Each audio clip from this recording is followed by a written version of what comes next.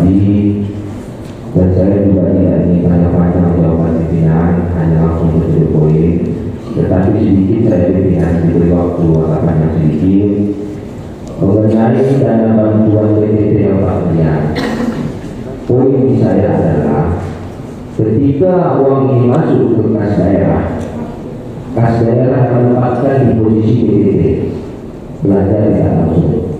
Apakah ada pemberitahuan PPT ini terhadap pimpinan DPRK sesuai dengan Permendagri nomor 77 tahun 2020 tentang pengelolaan dana PPT dan Permendagri nomor 14 tahun 2005 tentang pengelolaan dana PPT? Itu pertanyaan pimpinan. Kenapa?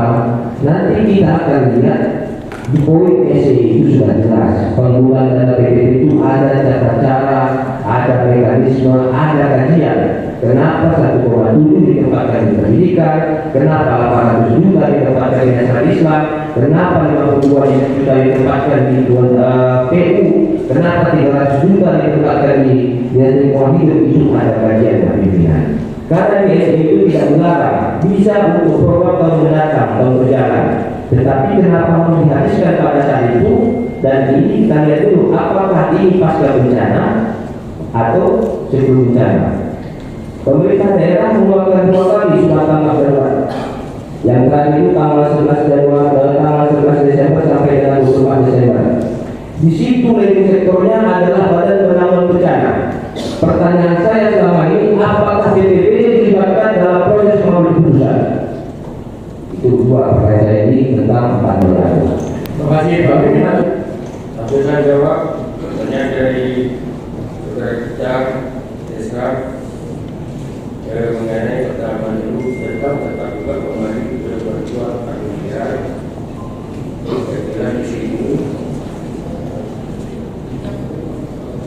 kami terus saja kita itu masukkan dana itu saja tidak juga BPD dan dalam aturannya sudah jelas jenisnya karena kita dalam keadaan masih bencana maka kita dipercayakan untuk langsung pengadaannya melalui dinas yang bersangkutan dan terdampak, yaitu penyampaian peraturan bupati penjabaran perubahan atas perbuk penjabaran APBK tahun 2025 pada tanggal 29 Desember 2025. Dari situ dan mekanisme sudah jelas ya. Jadi kita melihat di situ dan yang jelas pihak kita berkonsultasi ke provinsi dan ke pusat. Jadi kita tidak mengambil, kita harus melaksanakan sesuai dengan aturan yang berlaku. Jadi itulah sebabnya maka kita ambil ya suatu kebiasaan yang untuk agar cepat pelaksanaannya dalam waktu tanggap darurat tersebut.